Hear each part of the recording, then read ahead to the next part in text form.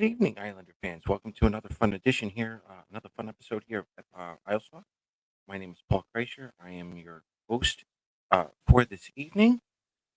Listen, we done this show before, um, but um, we've had some new members come in, and oh, hold- there, okay, now we're fixed. Yeah, we've had some new members come in, some new followers, and um, they want to know why the Islanders have traded away 4 first-round picks. They wanna know why we've signed older players to long-term contracts. They just wanna know what the heck's going on. Lou Lamoriello, he's still here. So, it was good for me to do this again. Believe it or not, it's been a year since we did this, and I find that I usually tend to look at the Islanders as an organization right around the trade deadline anyway. For those of you who don't know, I've been covering the draft, following the draft as a hobby now since 2008.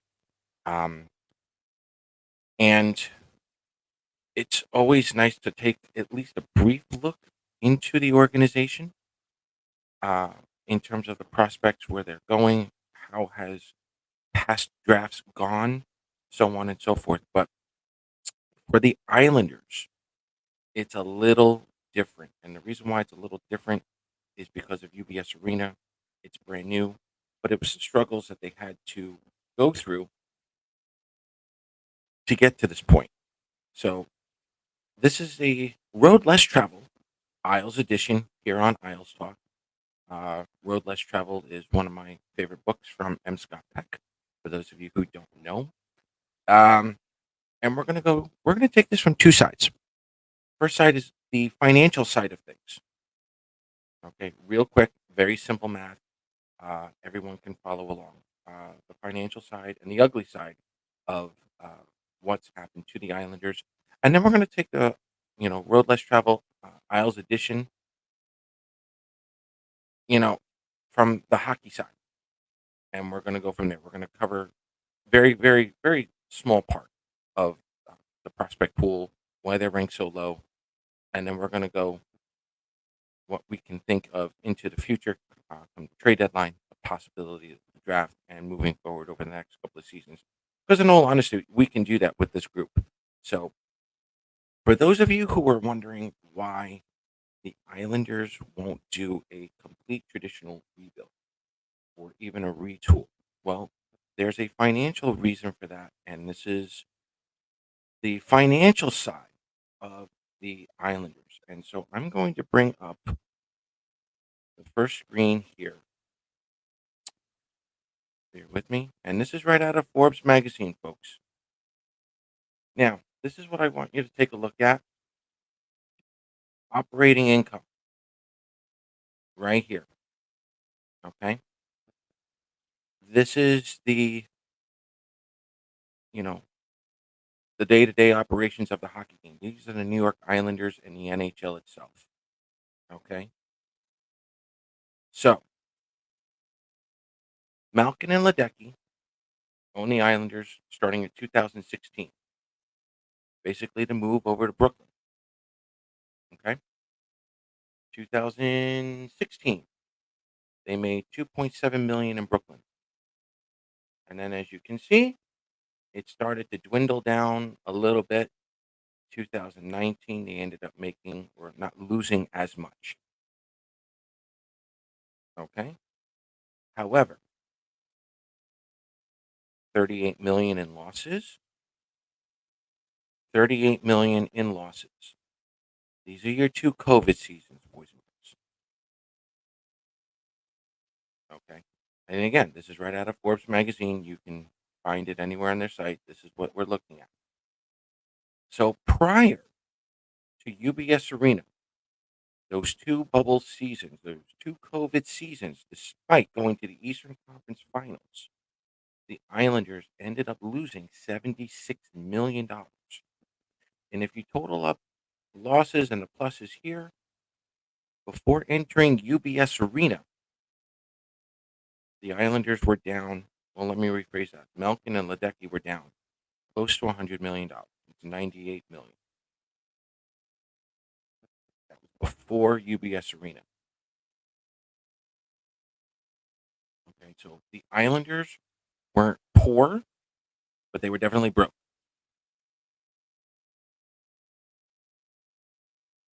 Oh, I'm back now. Okay, so this is the financial side, boys and girls. This is the tough side.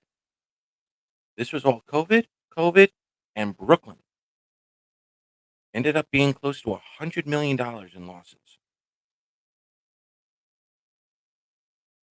And then finally, that move to UBS Arena, they made 35 million their first year, and last year, even making the playoffs. After making the playoffs, they still made roughly $30 million. And again, this is without taxes and everything else. Okay, so there's going to be a number, basically, that's going to correlate to everything on this show. And for Islander fans moving forward, okay, that's 2.5. 2.5. I want you to know 2.5. 2.5 years in this case. Okay. If the Islanders,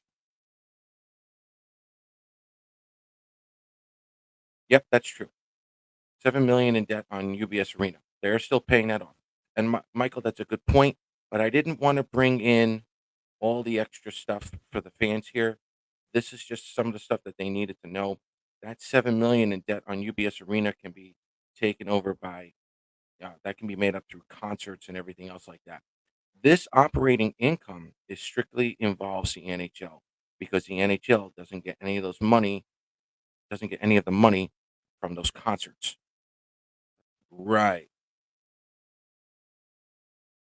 Right. 700 million. Right. Those concerts will eventually take over and make up for those.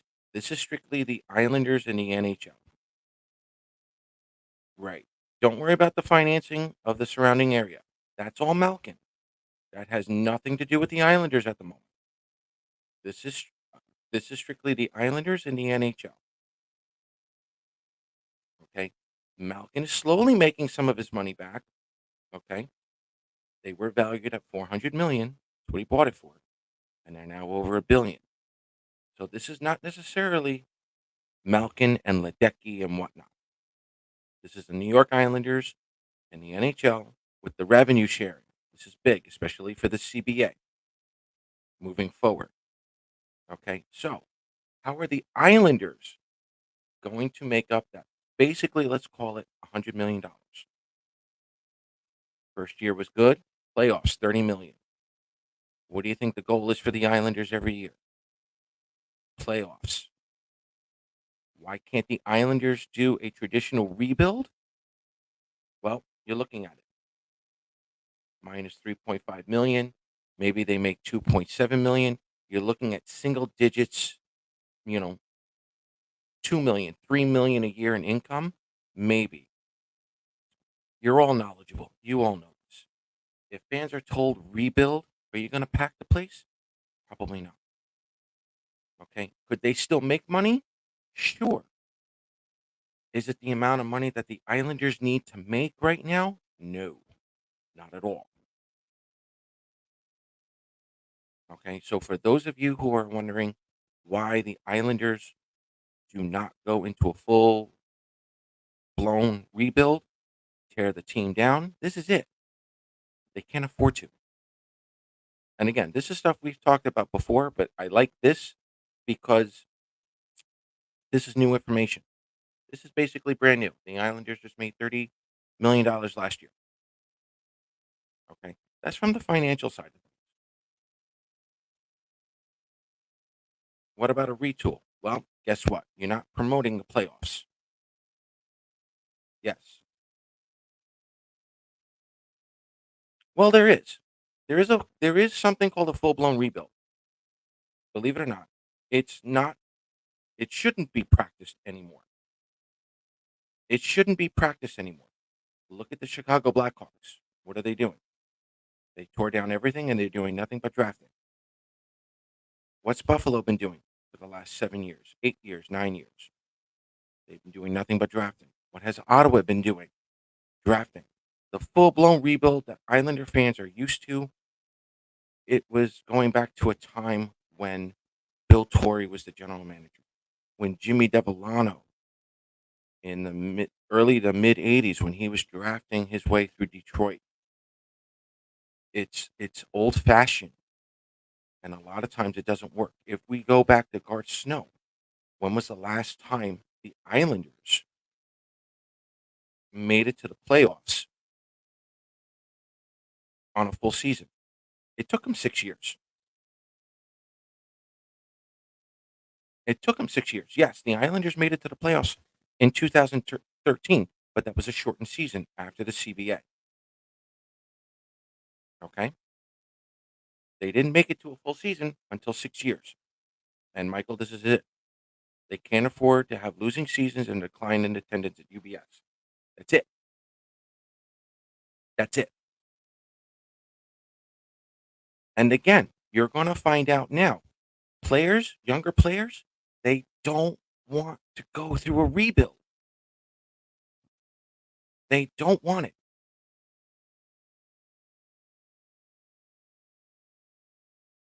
One moment here. Beautiful.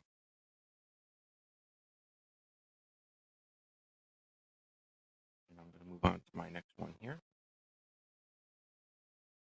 And there we go. One moment. Okay. Now, that's the financial side of things. Are the Islanders making money? Let's talk a positive here. When was the last time we found out the Islanders actually made $65 million? No less six, no less seven. Okay. It's been a long time, if not never. I don't think the Islanders have ever made 35 or 30 million back to back ever. That's a positive. In order for them to make up the money, it's probably going to take them roughly 2.5 years. Okay. 2.5 years. So, from a financial standpoint, when it comes to the trade deadline, when it comes to the trade deadline, are the Islanders buyers or sellers? In this case, they're going to be buyers. At least the mindset is going to be buyers. Do they get money from the park? Yes, that's theirs. I would assume so, Thomas. I would assume so. Okay. So, as a fan, if you're taking the financial side, your mindset for the Islanders for the next 2.5 years, they are going to be buyers, or at the very least, standing pat. Okay. They can't really be sellers. That's going to be first and foremost. Okay. Now, let's have a little fun here. Oh, the hockey side of things. And again, I want you guys to keep in mind 2.5 years. Okay. Let's start off first with those contracts. I know some of you have been asking me to please, please, please, please explain to us why Lou Lamoriello signed those players to long term contracts. Okay. It's very simple. For right now, in Scott Mayfield's case, I think Scott Mayfield is the only one who thinks he might be able to finish off that contract. Okay. They know it. He knows it. Pierre Enval, Pierre Enval, I think he has the speed to finish up those 7 years, but we don't know what role he's going to play. And Semyon Varlamov is here for another 3 years. So let's break that down. What happens in 2.5 years? For those of you who don't know or who have missed this show before, in 2.5 years, at the end of the 25-26 season, the collective bargaining agreement ends. In every collective bargaining agreement, there has always been some form of buyout before the season begins, but after the new CBA has been accepted. Okay. The compliance buyouts that were in place in 2013 are supposed to be still in place after this 25-26 CBA has been agreed upon. Okay. So, in Scott Mayfield's case, if he's unable to perform in 2.5 years, could the Isles buy him out and not go against the cap? Yes. Okay. I know you guys like to make fun of Lou Lamoriello. He's 81, 82, whatever he is. But number one, Scott Mayfield's kind of owed that contract because he took a sweet. We owed him that money for what he was doing for us, playing for such a small contract. Okay. No one knows this collective bargaining agreement better than Lou. Okay. If he's going to give an older vet that kind of a contract, rest assured for now, unless something drastic changes, that compliance buyout is going to go back into the CBA. And it worked out very well for those players who got bought out. They all, the players, the players union, they were okay with it. They were very, very satisfied with it. So, in all honesty, folks, as far as Scott Mayfield is concerned, compliance buyout by the end of the CBA. That's what I'm going with. If Scott Mayfield is here beyond year 3, okay, come back and grill me. Come back and grill me all you want because I will have deserved it. But I'm not expecting Scott Mayfield to be back in 3 years. I'm not. And that buyout, that's just his form of retirement. That's Lou taking care of Scott Mayfield because Scott Mayfield was taking care of the Islanders beforehand. I love you guys. I know. Okay. In all honesty, that was a personal contract. And Gary, Joe, and I said that when it was first signed. Now, in terms of Pierre Enval and Semyon Varlamov, if you haven't noticed, there have been news coming out of possible expansion. You're looking at Atlanta. You might be looking at Utah. Okay. From some that have told me, from some of the stuff that I've been reading and figuring out, this is an NHL that might go to 36 teams. Yes, and I'll answer that later. Yes.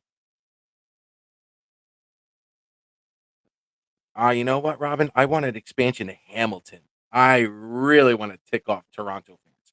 I want Hamilton. Anyway, on a serious note, if Pierre Enval absolutely fails, I can see Pierre Enval going to Atlanta in 2.5 years. Quebec is a no. Quebec is a no. I know you were, hon. I know. Yeah, yeah. Quebec is a no. Okay, Pierre Enval on an expansion in the expansion draft, I could probably expect that too. Okay, maybe the same thing with Varlamov. But in all honesty, the way the NHL is going right now, Semyon Varlamov might fetch you more than Brock Nelson, might fetch you more than JG Peugeot. Everyone's looking for goaltenders, and I'm sure I haven't looked, but I'm sure Lou's getting phone calls on Varlamov right now. Wouldn't doubt it. Okay, so again, give Enval a little more time. Let's see what he can work out. I'm still only keeping him for 3 years, and which for me is a short term deal.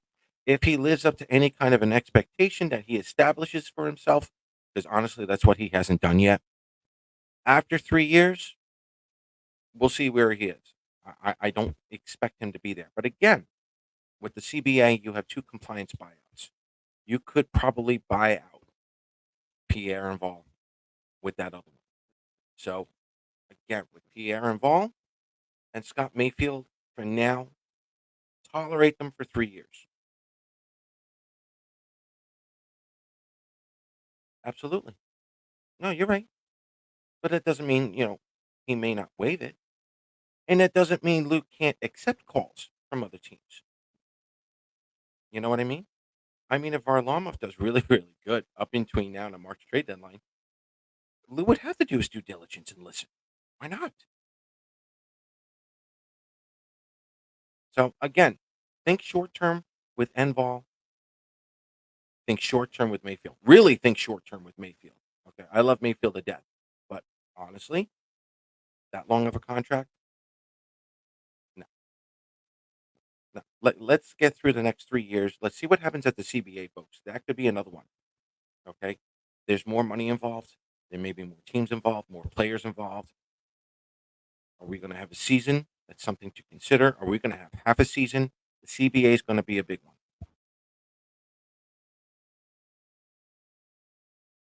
Again, patience. You're going to have patience. Yeah, those two. I know. Patience. Mayfield, I can live with for another 3 years. I need to see what kind of an identity and Ball is actually going to carve himself as an Islander. Okay, we'll discuss him at another time. But Peugeot, sure, he's a centerman, penalty killer, absolutely. Put him in Florida. Oh, yes, absolutely. Put him with Tampa. Yes, there's always some kind of value for those guys, no doubt. Okay, moving forward now, the prospect pool. Some of you who follow me, okay, some of you who have been following me for a while, you know how I feel about the prospects. You know I've been following them for years now. Here's the thing: since the 2018 draft, Lou has purposely been drafting players who whose birthday just entered the draft, meaning they were 17 or they just turned 18 to get into the draft, where they've been drafting. The Islanders have been drafting overagers. It's been on purpose, or more importantly, college players who are going to take and have taken longer. Okay, that's all by design. It's all by design. They took longer because, again, COVID wrecked quite a few prospects of development time, of games played, so on and so forth. Okay. Perfect example now. We're now 5 years away, 5 years from the 2019 draft. Okay. Let's give you this one.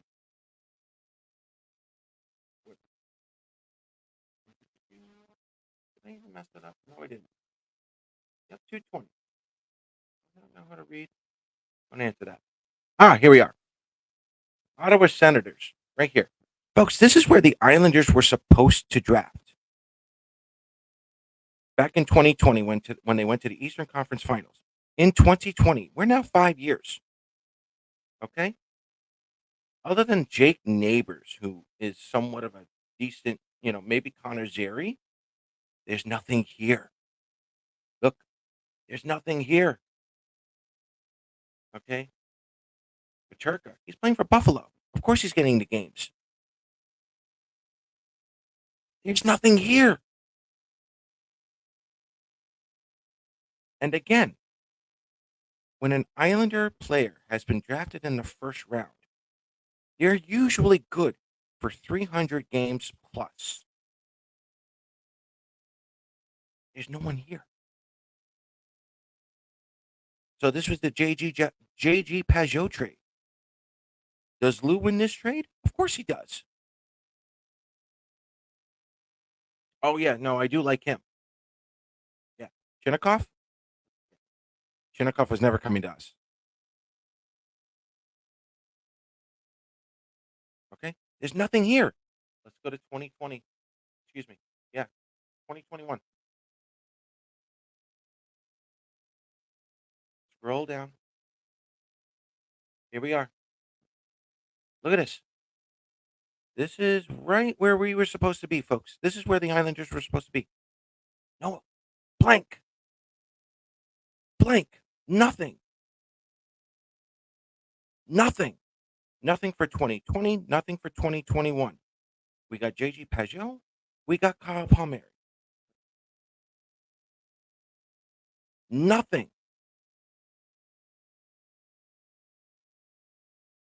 Now, let's go to 2022. I don't have to do that for you. That was the Alexander Romanov trade. Okay. 2022, Frank Nazar is that one player I wanted that was in my draft. I felt very good with that. He is now turning into the Chicago Blackhawks number one prospect. Frank Nazar is a centerman. He's going to be a good centerman. He's on pace to be. And he was that one player I was kind of hoping would eventually take over Brock Nelson's spot as a 2C. The fact that he may actually get a chance to play with Connor Bedard, God love them both. Nothing but success. Okay. But you now have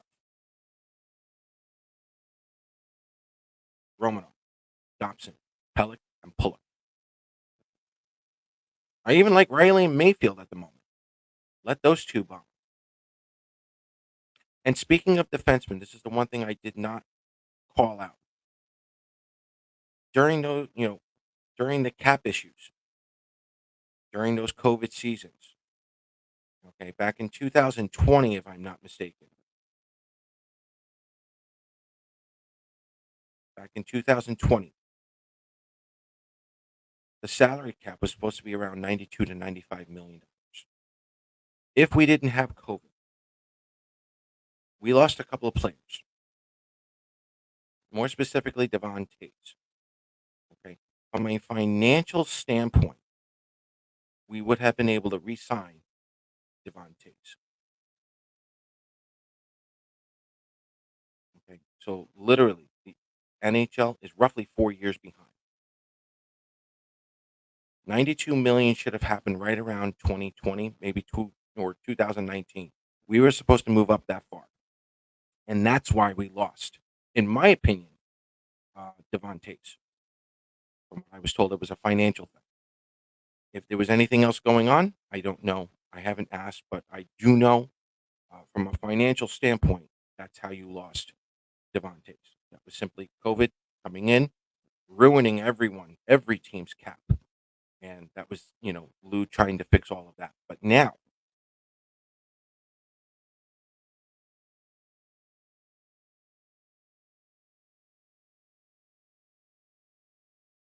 yeah, yeah, Tays wanted to get paid. And at the time, John, again, this was a timing thing. The NHL and the general managers, they know what the cap is well before we do. So Lou was making not Lou, excuse me. Was that Lou? Yeah. Lou was making those moves to, you know, again, Hickey, Komarov, and Tays, they were all supposed to come together, and then COVID hit.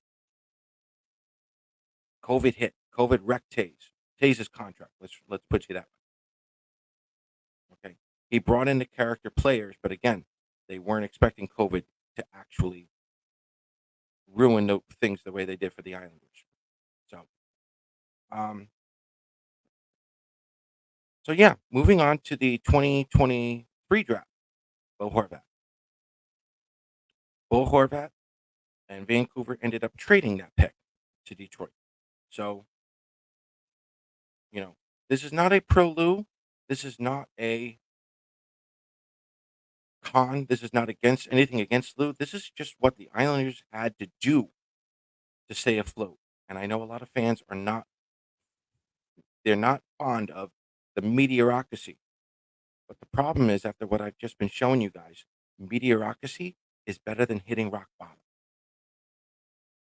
because as Mike was saying before, you cannot miss the playoffs or badly and not have butts in the seats. Okay, Lou, in a sense, has been keeping fans interested in getting them at least close to the playoffs, despite everything going on. So, getting back to the prospect real quick, the college players. Yes, Jim. Here's the thing: the college players, they're all vying for a national championship this year. There's at least 5 or 6 of them going for a national championship. You should see 2 of them. I'm hoping. I'm praying. There's 2 of them showing up in Bridgeport next season because they're seniors. They're done.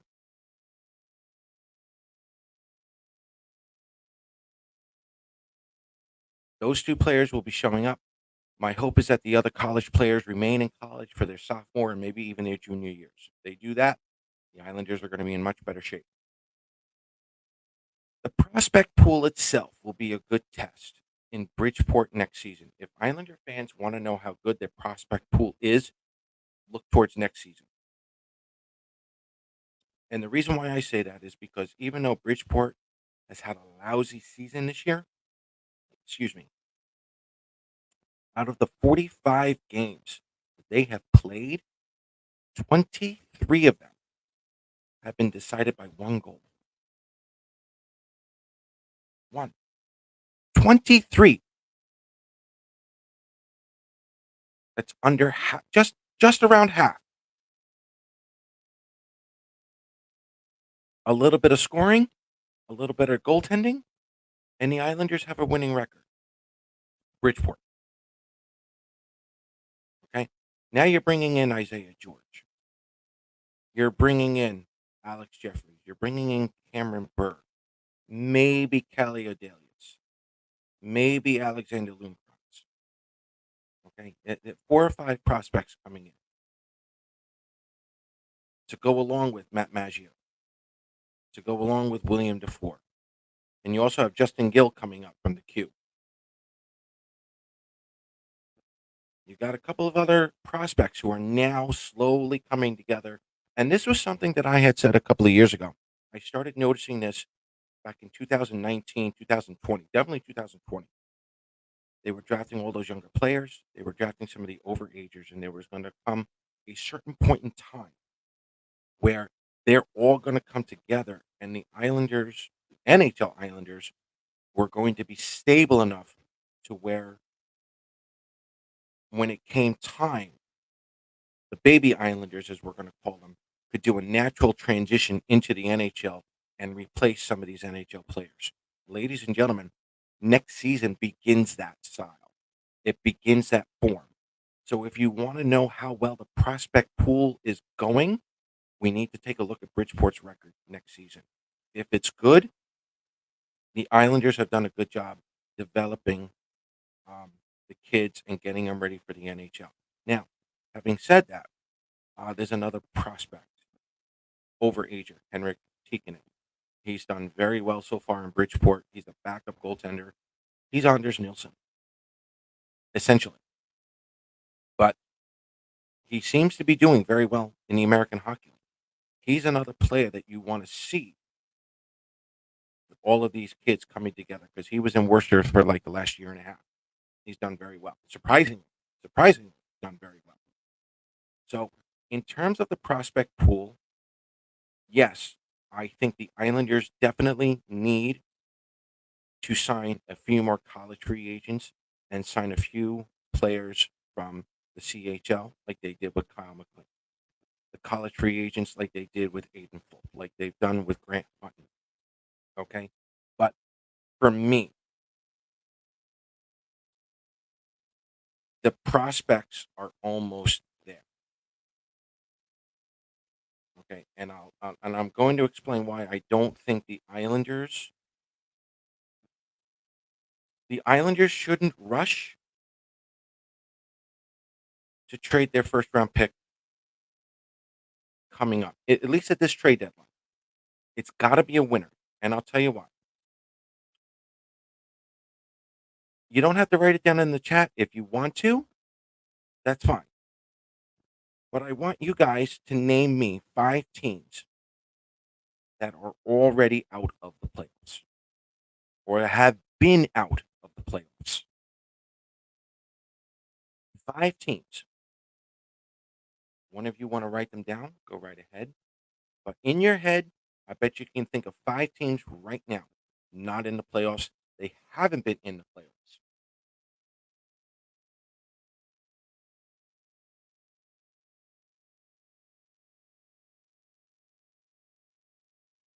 Those extra years, Mike, teams don't want them. It was always those extra years or that extra year. Players don't.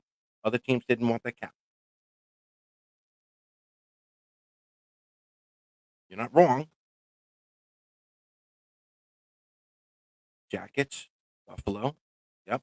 Who else? Who else were basically out? Anaheim, San Jose, right? Chicago. Here's the problem. Those 5 teams, they were out by game 50. They were out by game 40. They were out by game 30. Some of them were out by games 20 or 10. San Jose's another.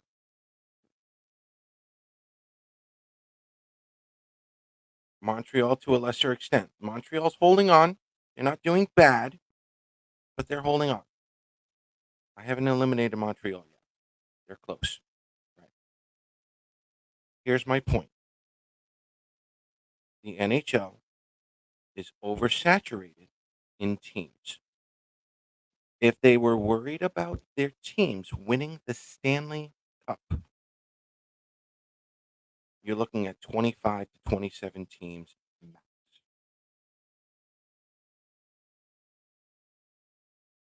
And as you've already seen from some of these drafts, if you're going to draft in the 20s down to 30, what kind of a player are you going to get? Is it going to be in the NHL? Yes. Is it going to be in the NHL in 3 years? Probably not. Is he going to be in the NHL in 5 years? Probably not. How do these NHL in 7 years? More than likely. How do these teams survive? That's the question, Thomas. That's an excellent question. And this is what the Islanders are going to be doing. This is what Boston has been doing. This is what Tampa Bay has been doing, and a little bit of Detroit, believe it or not. Okay. The Islanders, if they're going to concentrate anywhere in free agency, it's in the college level and it's in juniors. That's where you're going to be able to grow your prospects. That's where you're going to get your added level of competition. And for all those prospects that the Islanders do draft, when they walk into Bridgeport, it is another level of hockey that they have to learn and grow with. That's what made Boston so successful.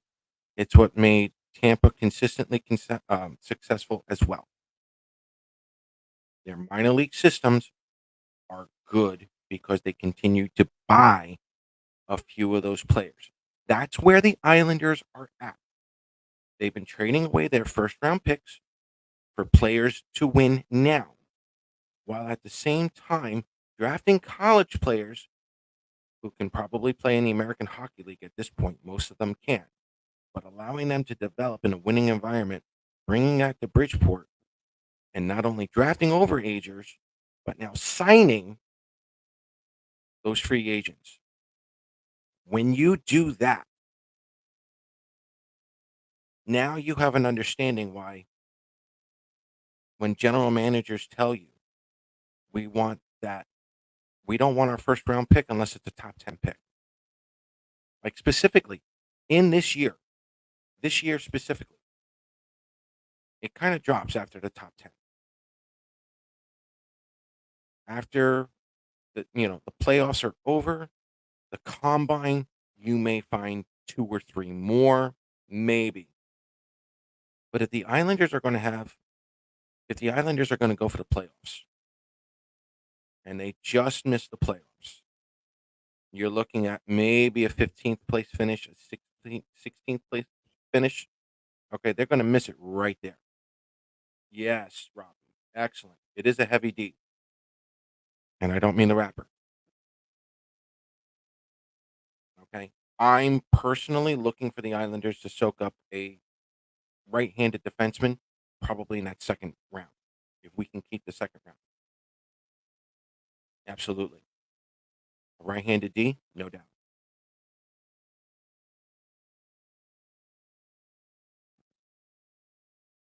Could the Islanders trade that pick at the draft? Yeah. Would I be okay with them trading this last pick, this last first round pick for a player to win now? Yes. Yes, Matthew. That's also true. But remember, the Islanders had Nassau Coliseum. They couldn't do anything. I just showed you what they were doing. Now they're making money. They're one of the top organizations for revenue in the NHL. We couldn't do that before.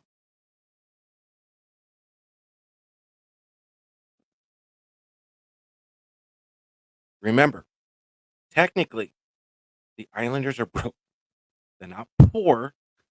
They're getting out of debt right now. They're kind of broke. Boston is not broke. Tampa, not broke. Even the Rangers, not broke. Okay. Give the Rangers a little bit of credit. Okay. Everything right now is coming together for the Islanders, and it's next year. Okay. So, me personally, I don't think the Islanders should trade anyone unless it's a hockey move, cap for cap. And no, you don't have to trade Wallstrom. If you trade Wallstrom now, I don't think Waugh spent enough time with him, unless they really, really know he's not going to do it. But for me, I would run the dice, play the kids, run with Holmstrom, Pageau, and Wallstrom. I said this at the beginning of the season, and Gary will vouch for me on this. I wanted Wallstrom to be a second half player. He's got 30 games to go. I want to see this kid explode. If there's ever a time to do it, it's now. And in all honesty, if there was ever a time for Patrick Waugh to shine as a coach, it's now. It's now.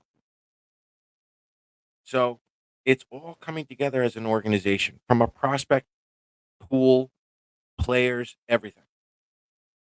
Okay. So, real quick, how long is Lou Lamoriello here for? Remember what I said 2.5 years. Okay. Why 2.5 years? Well, again, that's the end of the collective bargaining agreement, right? That's number one. Number two, if the Islanders play the NHL 500 record for the next 2.5 years, guess who becomes the all time winningest general manager in NHL history? Hmm.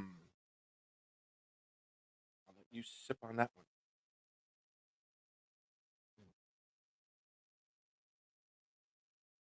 I can't even drink. I got the tea bag here.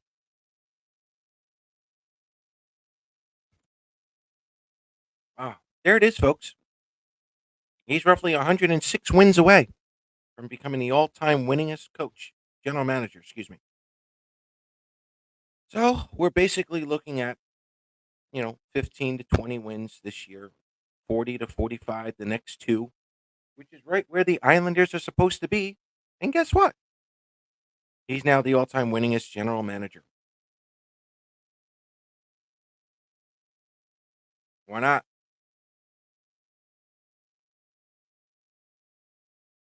Why not? Look at the financials. If Lou does not take the Islanders to the Eastern Conference Finals, we're not doing what we're doing right now. He's backing it up.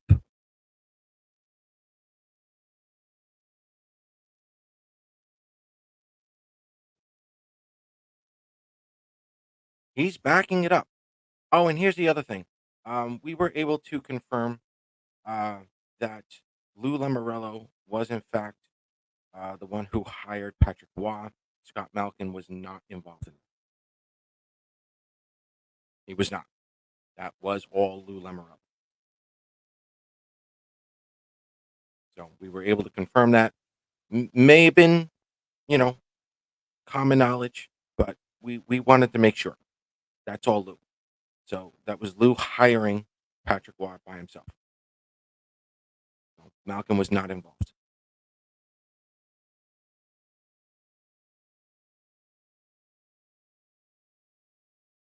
Well, look, no, okay. I'll go along with that. Okay, I mean that's a consolation prize, though. Lou's here to win. Patrick Waugh is here to win. They're here to win a Stanley Cup, no doubt. But the absolute worst case scenario for the Islanders is if they remain relatively healthy and they play NHL 500 the next 2.5 seasons. Lou is still the all-time winningest winningest GM. Obviously, he wants to win a Stanley Cup, but that's a consolation prize. He goes out on top. Had he stayed in Toronto, he's done already. Yeah, no doubt, no doubt, absolutely true. So yeah, and again, that was coming from Andrew Gross. Andrew Gross said a gut feeling of 3 years. He's right. It'll be here for another 2.5 years.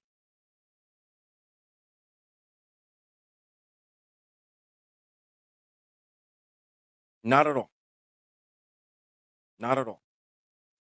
No, I don't think there'll be any changes made in the front office probably for another 2.5 years. I don't see it. Now, let's yeah, I'll go yes, and I'll tell you in a minute, Mark. Again, Joe and I have been saying for years, I'm sure other people have as well, that Chris Lamoriello probably takes over as the Isles assistant, as the Isles new general manager. That may change. That may change. Um, if Lou's health is good and he's able to finish up the next 2.5 seasons, they may not have to go with Chris Lamoriello. They might. They still might. But I was talking to another friend of mine um, up in Montreal, and I had one up in Ottawa as well. And we all kind of thought the same thing, and I wanted to get your opinion on this, folks. Um, if Patrick Waugh wins a Stanley Cup, and let's say for this year, Vancouver doesn't. If Vancouver does not win a Stanley Cup, Gary, I'm going to bring this on to you too. This was a question brought up. I figured I'd just come on for the last couple of minutes.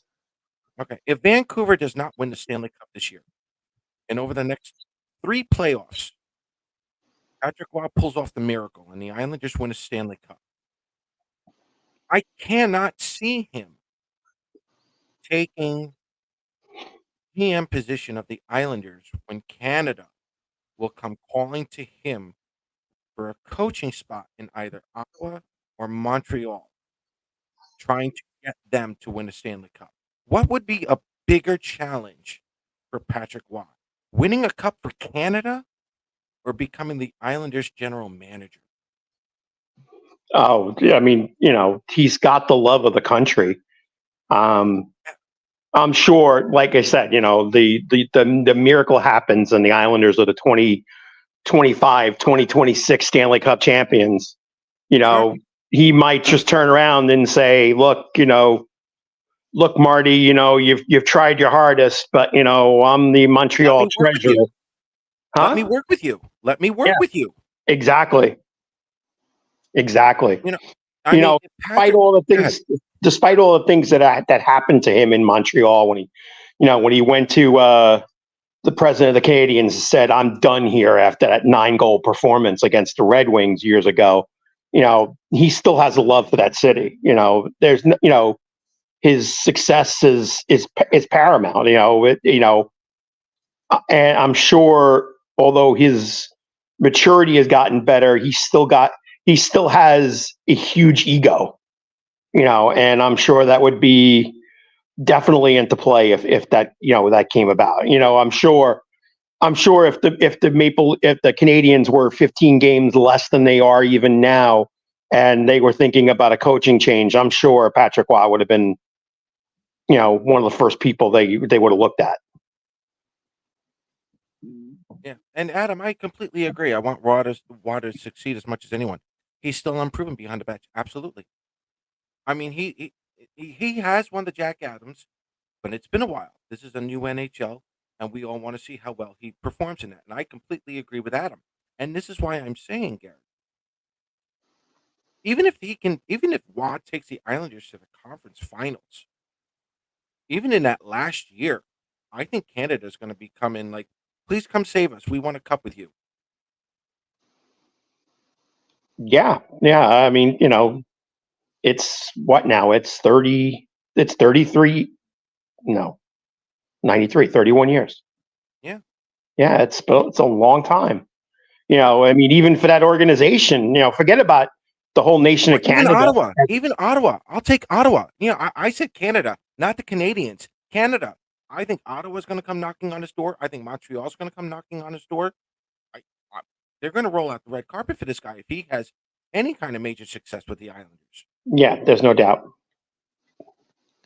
There's no doubt. Yeah. All right, so listen, I'm going to answer this question real quick. Will Isles make playoffs this year, Paul? Yes, and that's going to determine on 3 factors: Adam Pelech, Scott Mayfield, and Ryan Pulock. Okay, believe it or not, folks, it's not actually Pierre involved. It's a little bit. You're right on that. Okay, it is a little bit of Pierre. It is a little bit of Oliver Wahlstrom now. Simon Holmstrom still has some growth to do. I get that. But the Islanders are dominating when their defense get the scoring going. It's almost a 3-to-1 ratio, a win-loss ratio. I think the Islanders are like 17-4 and whatever when the Islanders defense scores 3 points or more. When they score 2 points or more, I don't want to say it's a guaranteed win, but it's right up there. Noah Dobson is this year's MVP of the team. He is my Nystrom Award winner right now because he's racked up all of the points for this defense. If Pelech, Pulock, and Mayfield can find any kind of a scoring touch and stay healthy, yes, the Islanders can make the playoffs. Absolutely. But it's down to those 3 defensemen. They have to start showing up healthy and putting points on. It doesn't have to be goals, boys and girls. I will rack up as many assists as possible, put it on the power play. Ryan Pulock actually hit the net. He didn't hit the far wall. Like, it actually went in the net. I almost fell off my chair. If Ryan Pulock can look, it's the same thing in baseball. If you're throwing the ball too fast and you don't have that much control, you slow your speed down. Ryan Pulock is used to 97 miles an hour, and he's like Fulton Reed, like Gary used to say. He misses the net, but now he goes down to 90 miles an hour, and it goes into the net. Give me 90 miles an hour every time. Well, didn't he lead? Didn't they say he led the league last year in 100-mile-an-hour shots? Yes, but I'm sure he led the league in missed shots too. No shots, yeah, I know, but 100-mile-an-hour shots. No, I'll disagree with that. This poor guy has been stuck with Aho and everybody else. You're actually giving Mayfield a permanent spot now. He doesn't have to play top 4 minutes, but he gets to play with an offensive-minded Mike Riley. That's fine. Yeah. Patrick's going to have him set up in a zone where Mayfield can play his game. Go ahead, Gary. And you're not playing him 22, 23 minutes. You're playing him 18, 17. 15. Somewhere around that in that line. And you're getting the physicality a little bit more increased. Because you see as the game goes on, when he's playing those 22, 23 minutes, he's getting tired. He's definitely getting tired. You get him down to a reasonable level, and I think it's a perfect hit. And Riley has been I won't say a godsend, but he's been a definite big help to this organization. Yes. Yes. And that's the other thing I'm going to add. Thank you for reminding me on that one, Gary. Folks, you know how you win? You know how the Islanders win the 2020 and the 2021 draft, or even the 22 draft and the 23 draft? Okay. There's a thing called a waiver wire. If there's a player on the waiver wire and they were from any of those drafts in the near future and the Islanders pick them up, you win the draft. Why? Because that player is probably ready to play, just not with that current team that player is on. Hence Mike Riley. Granted, he's 2011. He's a little later than most. Yeah. But when you fit the system, there you go. But that's how another way you can win the draft. And that's what Garth Snow was very good at when he brought in Thomas Hickey, Matt Molson, Rob Schremp, Michael Grabner. There are other ways to bring players in than just drafting alone. And because the NHL is expanding so much, you have to find ways to bring those players in, preferably under a contract. But you guys know where I'm going with that. Yes, absolutely, Robin. So, yes, Mark, to answer your question, I do. I think the Islanders have enough to do it. But again, I've said this before, and I said this at the beginning of the season. I thought the Islanders were going to get second place because the rest of the Metro was going to be a hot mess. Not because the Islanders were going to be great, but I thought the rug was going to get pulled from underneath Carolina. I thought the Rangers were going to struggle a little bit more with Jonathan Quick. I'm going to have to eat crow on that one from my family at some point. But the other, anyone who saw Philadelphia doing what they're doing right now, you're all lying. You're all lying. So, the Metro is still a hot mess. But if those three defensemen can start playing consistently into their games, I don't think so. I don't think they can miss the playoffs. Those other teams that you see on the trade deadline, they are desperate for players. Absolutely desperate for players. I agree. He's not positionally sound. Patrick Waugh will make him. Patrick Waugh will make him a positionally sound defenseman because of the system he's putting in place. Stand here. Don't let anybody go by.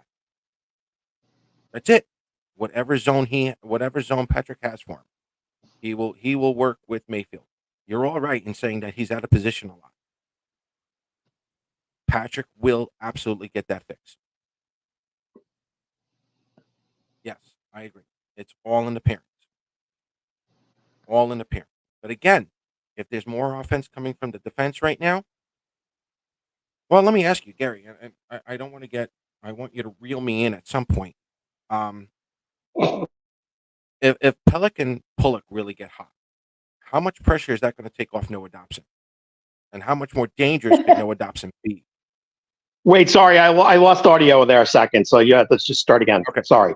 If Pellick and Pullock really get their offensive games going, and now the other teams have to really concentrate on them, how much pressure will that take off Noah, and how much will that make him better? Oh, without question. Everybody knows the success of the double Ps, and you're not going to get a 45-point season out of Adam Pellick, but you get, as you said, you get that occasional assist, you get that occasional, step up and pinching in that he does well when they're playing together, and yes, that takes pressure off Dobson and to me. We mentioned in the beginning of the season, and I still believe it. Romanov is the wild card in this thing.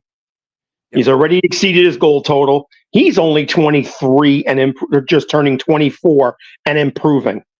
You got.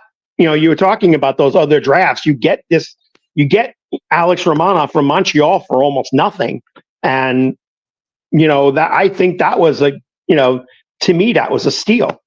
As long as we can keep, that's another one we got to keep healthy. So you talked about Pellick, Pulak, and Mayfield, but if Alex Romanov stays healthy and engaging, That was our problem. Why were we number down in the bottom in the goals against? Because our defense was extremely limited. Now you've got the full complement back. Hopefully Alex is back tomorrow and healthy. You got your full complement back. You got the guys that were supposed to have your defense up at the top echelon of the league. Now you got them all back. And if those four guys play to their expectations, I'm telling you, in the last 30 games, you're going to average at least a half a goal less. And if they put the offense in, that's a net of one. The minus 0.5 and the plus 0.5. That's a net of one goal a game. And that's the difference. That could be the 3 or 4 points difference that's going to take, whether they're going to be a playoff team or fight for a playoff team at game 81 or 82, or they're going to be in the playoffs and looking for position. Yeah. And Robin, I'm going to touch on this very, very quickly here. If we trade with teams moving guys to make room for their prospects, that's true. But I'm excited. I don't want to get too excited. I know my own limitations here when it comes to prospects. No one's harder on the prospects than I am. Okay. I love the idea of Alex Jeffries possibly coming up next year during the playoffs. I love the idea of William DeFore coming up next year, possibly in the playoffs. Okay. I don't know necessarily about a defenseman, but again, Samuel Bolduc as a seventh defenseman, maybe making a bigger impact in the playoffs next season. Okay. That all can happen if everyone stays legitimately healthy. Yep. That's where we're at, folks. You don't necessarily have to go the trade deadline next season either when you've got prospects who are that close to at least contributing. And then I get to go back. Who's my Trent Hunter? Who's my Trent Hunter of the playoffs this coming season? Next season, I get to do that. I've got 3 options, quite possibly. That's the fun of it. That's the fun I have when I'm following these prospects. The Islanders are on the verge of that, and I'm excited to see that.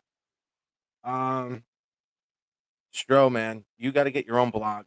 My God, definitely a shocker. Pullock hit the net and has actually looked good in pairings. Yes, it's all about the pairings, folks. You guys are absolutely right. It is about the pairings. Hopefully, Lou's negotiating with Riley's agent. Don't worry about that. Many may disagree, but sadly, Nelson is our main trade chip. Absolutely not. I'm going to disagree with that. Varlamov is your main. No, Varlamov is your main trade chip, folks. I'm telling you right now, he is. Nelson's not traded. Nelson's not going to get traded. He's not even on the block. And if not traded before the deadline, must be traded in the offseason. No, he's not going to be. We all love him, but need to boost our squad to get some solid return from Nelson. No, you don't. Stroh, you got to watch the beginning of this show. I can't sign him to his next contract after next season at age 33, 34. Walsham and Aho should be traded for draft picks. No. Nope. Stroh, watch the show from the beginning. Have another beverage. No, that's I've already been told Nelson's not getting traded. Take it for what you will. It's not happening. That sounds nice, but I can tell you right now, Varlamov will fetch you more than Brock Nelson. That's how desperate teams are. Granted, there are teams looking for second-line centers. I don't think you're going to trade Brock Nelson to the Rangers. No. I don't think so. Okay. Colorado? Not unless we got to take what's his face back. I don't. Johansson. I don't think that's happening. He's just as old. No, that won't work.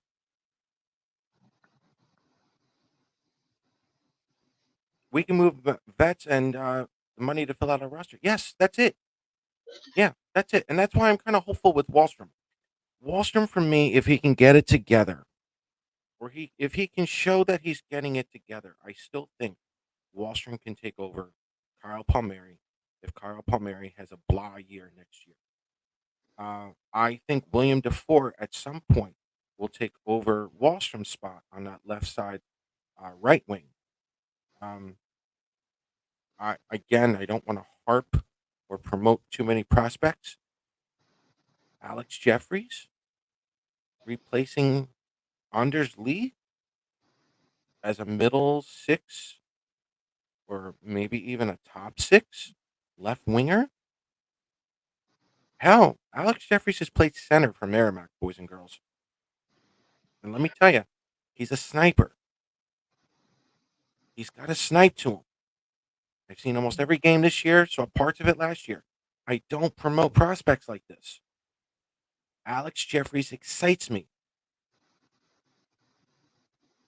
He sniped 2 water bottle shots over Michael Robel, the Team USA World Junior Championship goalie.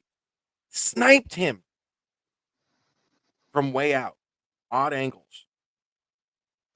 He can play all 3 positions right now. The only thing that hasn't happened is that he hasn't signed with the Islanders yet. That's my only hope. He's been injured, but you give him a year in Bridgeport, you can call him up during the playoffs next season. He might be that close.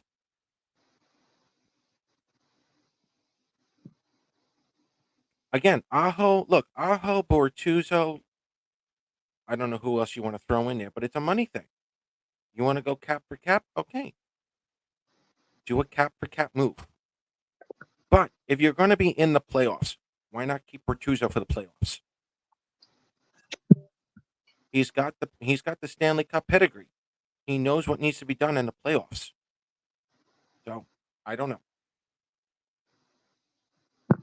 Who says we're signing Nelson? Who says we're signing Nelson? I'm telling you now, you may not have to. And again, you still have the first round pick at this year's draft. He's got one more year, right? Yeah, he's got one more year. You can still make a legitimate move at this year's draft, boys and girls. With that first round pick, you could actually get a successor for Brock Nelson. And if Brock Nelson continues to do well, look, he can eventually take over for JG Peugeot on the third line. You still have that second line center ready to go. Will Jeffrey sign? Well, look, the Islanders, I definitely can confirm this. The Islanders did offer him a contract last season. He said no because he was going for a national championship. And true to his word, I think they brought back 14 or 15 players from Merrimack the season before, but they've been riddled with injuries this year. Um, they kind of remind me of the Florida Panthers from last year. If that's a team that can stay healthy, they could upset quite a few. But they've beaten some of the top ranked teams in the nation. They could do it. They just haven't been able to stay healthy. I'm really hoping Jeffrey signs. If Jeffrey signs, he's going to be. I'm hoping he turns out to be that one player of where did he come from, and I'll be like, I told you. But we'll go from there. It's a little too early.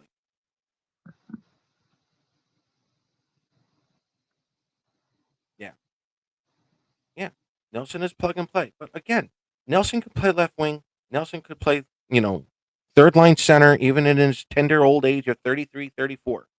And I don't think you're going to sign him to a 5-year contract extension. You're not going to do that with the kids coming up. You're keeping the guys here to keep the NHL team afloat, continue to make that money, and we're good. Roster construction is a bit flawed. True. We have a few third line types. Yep, true. Enball making 15 combined. Right. How on earth can we have filled to fill out that top 6? I'm hoping they have some of this money out. All right. Well, look, let's have some fun with this. In 2.5 years, folks, in 2.5 years, the CBA is going to be completed at some point. We're going to have an expansion team by then, probably Atlanta. I already said, if Enval does not do well, you might have a compliance buyout with him because I believe those compliance buyouts are coming back for the CBA. Lou knows that. You can buy him out. That's no big deal. Anders Lee only has 1 year left, if I'm not mistaken, or two. I think too. Two. Okay. Anders Lee could be replaced at some point by any of these prospects coming up. If Anders Lee's last season is 15 goals, you will have a prospect down at Bridgeport who can score 15 goals in the National Hockey League. They won't be hard to do. In 2.5 years, the Islanders are going to have a lot of money cleared up anyway, especially with Mayfield not here. Okay. In 2.5 years, uh, any kind of retail projects that Malkin has started, the hotel, it's going to be done. It's going to be completed. Okay. In 2.5 years, you're probably going to have an all star game. You're racking up the money, folks. You don't have to trade away first round picks anymore. If you wanted to sign somebody, you have the means to do it. For now, worry about the next 2.5 years. Don't worry about 5 years. Because the CBA is going to change everything. You're dealing with more money. You're dealing with more players. You're dealing with players who want to get paid more. At this point, I know it's 2.5 years away. We have to see if there's going to be a season. Should be. But again, you never know. 2013, we had half a season. There was a time when we didn't have a season at all. Why is it frustrating?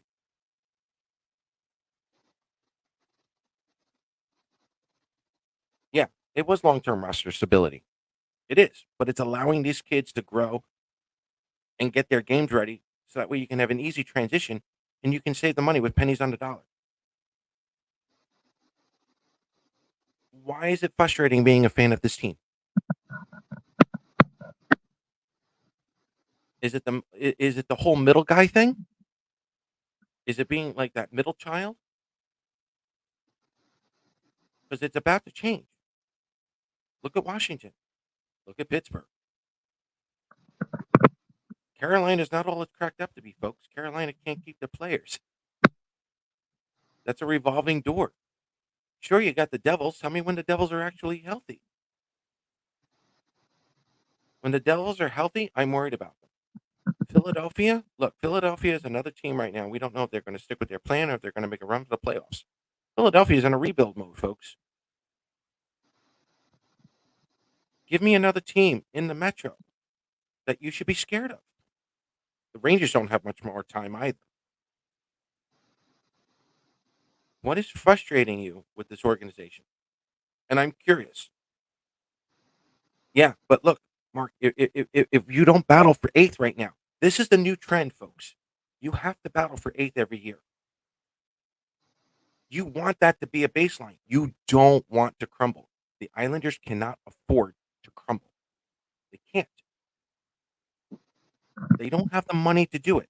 Let me say that again. The Islanders don't have the money to do it. Malkin does, but Malkin's money that he makes from other things don't go into the NHL revenue sharing, like I already showed you before. The Islanders are still recovering from COVID. They have to do this. You don't want you don't want the empty seats. You want to make those playoffs. That should be the goal. And after that, you go from there.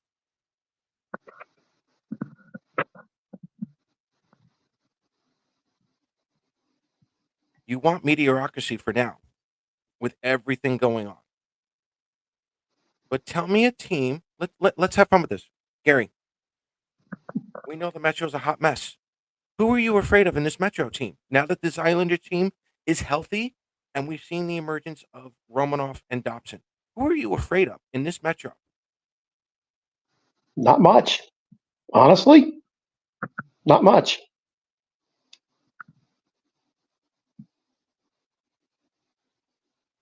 Okay, this organization hasn't seen a cup in 40 years. Take it for someone who hasn't seen a cup in 31 years as a fan now. Right. When was the last time Nassau Coliseum got revamped?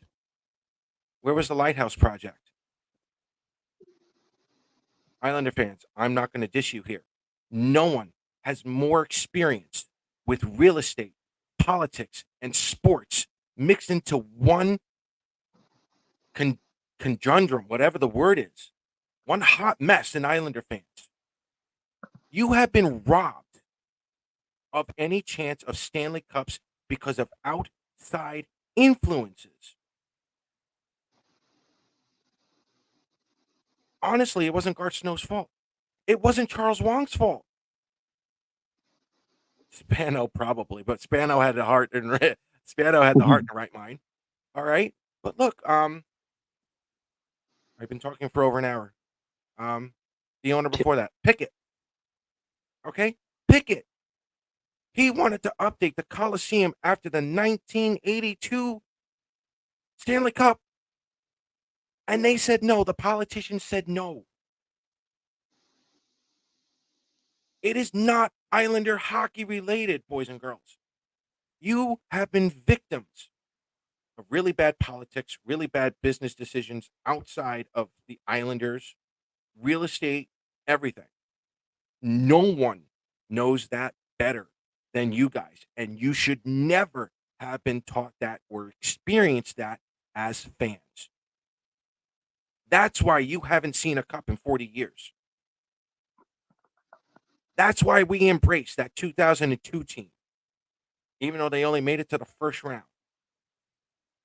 Because there was always that chance. That's why we love that 2013 team. We love taking care of Pittsburgh. And despite it all, going to Brooklyn, taking care of Florida, we remember those first rounds because we take the playoffs seriously. We want to win. We want to see the Islanders win the cup badly. We're rooting for the Islanders to win a Stanley Cup badly because other people have taken the opportunity away from you. It's not the Islanders. It's not. Amen to that. The Rangers scare you? Absolutely not. Absolutely not. Why? Shesterkin's been injured all season. Why do you think he hasn't been playing? That injury's in his head. This is the first time he's actually been injured. Old-time hockey, I'd have a goon go after him. I'd skate right into him. Go right into his crease. He's done for the season. At least in his head. But we don't do that anymore. Devils? Show me a healthy Devils team. Concoction. Thank you, Robin. I love you. Concoction. Yes. No, Rangers absolutely cannot scare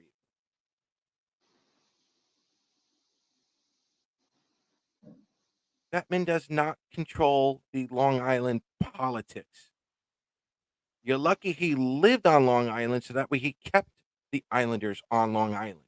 He was your only outside supporter, folks. Bettman's a huge reason why the Islanders are not in Quebec right now. Bettman. Okay. He's one of the big, and not the only reason, but he's one of the big reasons why the Islanders are not playing in Quebec. Or Kansas City. Yeah. God. I don't even live on Long Island anymore, and I know those politics are stupid. I hate him. I'm going to cut him off.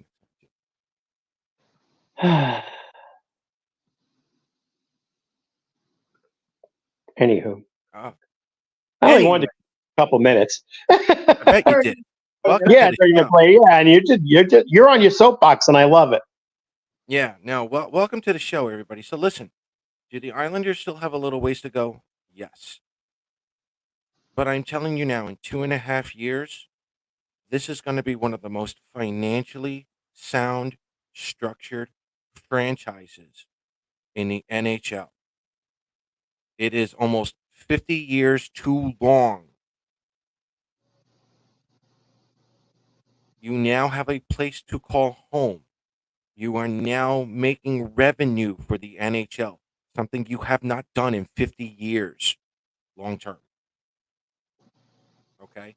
Again, any young, just make a comment. Any young fan, in their 20s or 30s, if they really could see and went around the rest of the league and see, even in the late 90s, what other cities had and how much, like again, as you said, how much streams they had and how they can make money. And it's like, to me, like, other teams were driving around in BMWs, and the Islanders were driving around in an AMC Pacer.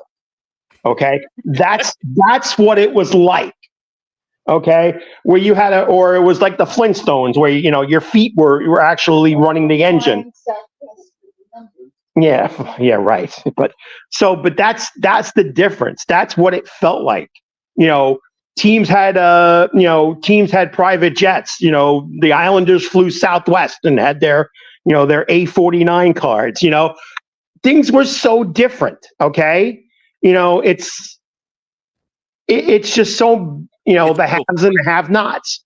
It's cool. People don't understand that. They're looking at now and saying, why aren't we doing all these things? But as Paul's told you, the Islanders are finally becoming the word solvent. Yeah. We have not said that word in 4+ decades. Solvent.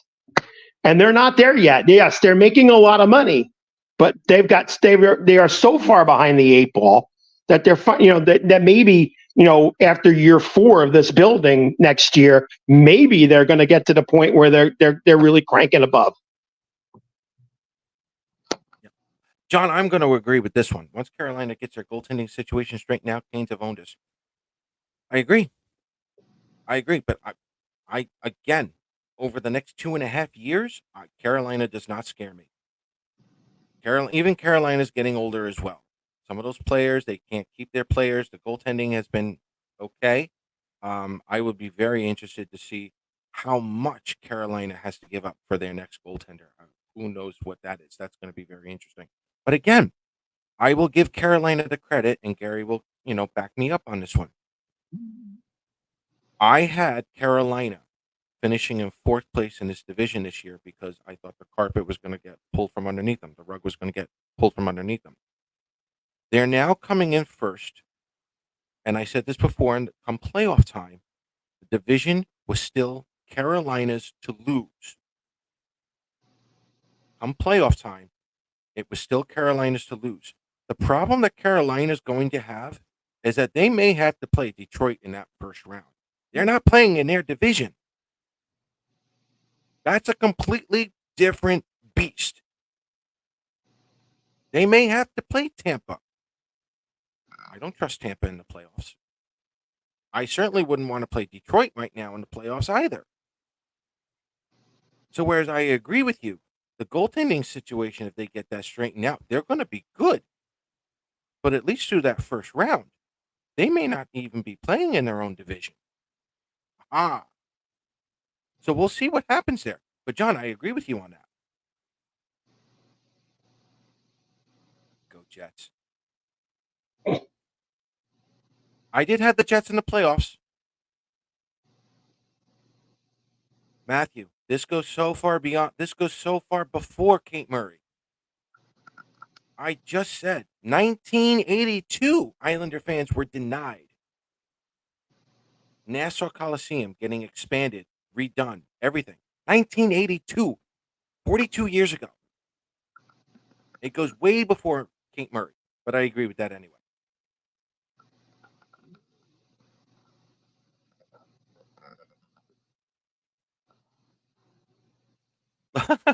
Matthew, as funny as I'm going to make this, John Spano is actually the reason why the Islanders were still on Long Island.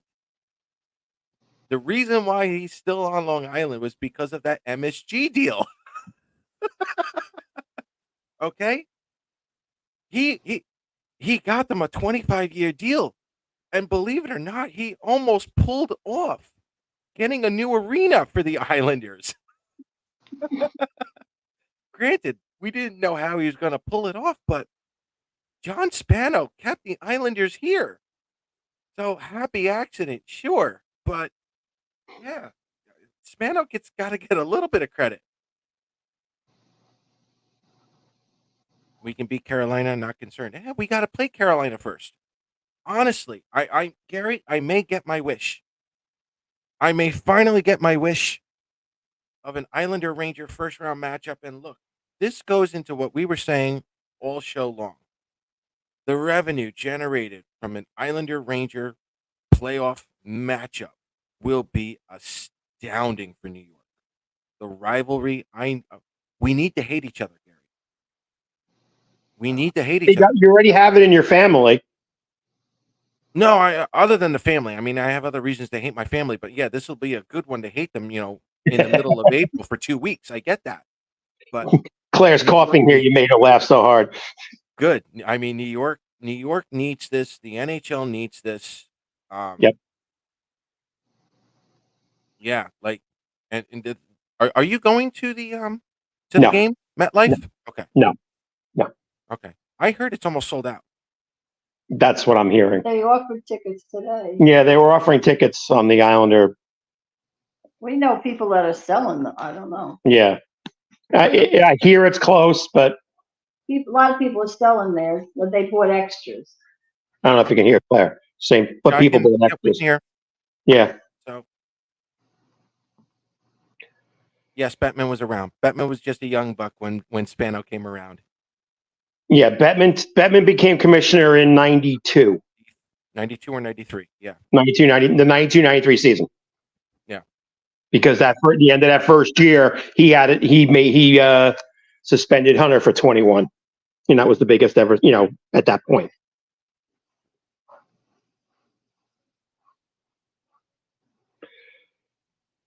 Yeah, no, I agree with this. Needs a little nastiness in them. And so far they are forechecking a lot better under Watt. Shore up the defense and let's roll. Yeah. Before you can shore up the defense, I need to see what Pullock, and Mayfield can do when they're healthy. Let's see what they can do. If we can get a little bit of nastiness from all three of them and not need a walking stick to get through the rest of these playoffs, I'm all for it. I'm all for it. But let's see if these guys can get healthy first, and then we can talk nastiness. So, Gary, anything else you want to? No, I thought I was just going to join in for like 5 or 10 minutes. I didn't expect you to go on ramp patrol here, but it's good. It's good. Yeah, no, Islander fans, you have been robbed. You've been robbed for most of your lives, or if not all of your lives, depending on how old you are and you're watching this show. I'm here to show you now that financially, the Islanders are getting more and more stable. You are getting prospects in this pool. Definitely starting next season, they're going to be better. Okay. The team is going to be just fine. And with the kids coming up, you're going to see better than 8th place. You're probably going to see better than 6th place. And when it's all said and done, yeah, maybe Lou becomes the all-time winning general manager. Yeah, you're going to get your hotel. Yeah, you're going to get your shopping outlets. Yeah, you're going to get your all-star game. But look, when it comes down to it, you have Patrick Waugh, you have Lou Lamoriello. You've got two people right now who desperately want to get you a Stanley Cup. Because in all honesty, no one has been more deserving of a Stanley Cup than Islander fans at this point, especially after what you guys have been through. There's no doubt. Islanders are not catching the Flyers anymore. They can only get a wild card and probably face. No. Again, there's 30 games left, Thomas. Again, I give Flyers all the credit. I know there's a lot of teams, a lot of media that want to see the Flyers do it. No. Again, Pullock, and Mayfield. You get them going offensively, you're not stopping the Islanders, at least in the regular season. You're not. The numbers are already there. The numbers have been there for like the last 3 years now. Suck up. Look at this suck up, Gary.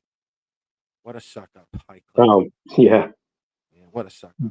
You're saying hi, Claire. Oh, I'm waiting. Yeah. I honestly don't want the Rangers against us in the playoffs until we find that first line sniper that we have been looking for. We are not ready for that war. I'm still scarred from 1994. Look, I want a war. I want to get there. I don't care who wins. I want to get there. I want these players to really understand what a war is. Some of them have that war with Tampa Bay. That's fine. The I Pittsburgh. want some of these players in Pittsburgh. I want them to go to war with the Rangers because that's only going to make them better moving forward. There's no doubt. You go to a war with a team that's 20 minutes away from you, not even? Yeah, that's a different kind of war. It's different when you're at war with a team that's in, okay, Pittsburgh, 7 hours, 8 hours away. Tampa, 3 hours away flying. No, no, no, no, no. You have an enemy on your doorstep like that you just went to war with. Let me tell you, that's a little different. I need Rangers and Islander fans to absolutely not get in fights like they used to, but I need fans to hate each other. The NHL needs it. New York needs it. Forget the Mets and Yankees, that Subway Series. Forget that. The Nets have not been relevant in God knows how long. We all know the Knicks are not going to make it far in the playoffs despite what they're doing in the regular season. Okay? You need you need the Rangers and Islanders to battle it out. If they really learn to hate each other, bingo. Let's get ready for next season. Get excited for next season. If the Islanders take out the Rangers, beautiful. Yeah, forget 94. You should have seen, again, younger fans should have seen those playoff series in the 70s. The couple we won, the couple the one they won in 79, those were great series. That was tension that you would not have wanted to believe. You think the Pittsburgh rivalry was good, when we swept them in 4. It doesn't even come 1/10 of it, what a Ranger series would do. No. Believe you me. The yelling. Oh, Do you honestly think Madison Square Garden is going to be packed with only Ranger fans? You're out of your mind. Not anymore. Not anymore. Speaking of selling merch, for those of you who love jewelry like this is now part of my game day every time. Not the ring. I'll take the ring off. This right here, the bracelet. Go to ChristineSt.Lou.com. Use promo code Isles Talk for 10% off. They've got a lot of really good stuff over there. I do like her stuff. Really cool. All types of men's, women's bracelets. This one's the Islander one that I was just wearing right there. Believe it or not, Claire, Gary, those are yours. Joe is sending it to you at some point. He told me already. Different types of bracelets right here. It'll help out the show immensely. So, ladies and gentlemen, if you are interested in jewelry like this, go to ChristineSt.Lou.com. Use promo code Isles Talk for 10% off. And again, it'll go towards the website. We're just paying some bills and whatnot. And if we make any other money, left over, we're just going to donate it to the Islanders charity, the Islanders Children Foundation. We're not in this for the money. We're here to rant for free. So, again, please. Oh, that's not right. That's not right, Robin. These are Islander colors. These are actually very nice, though, Robin. I got to say, I don't normally wear jewelry, but these are nice. That's not nice, Robin. All right, so let's do this.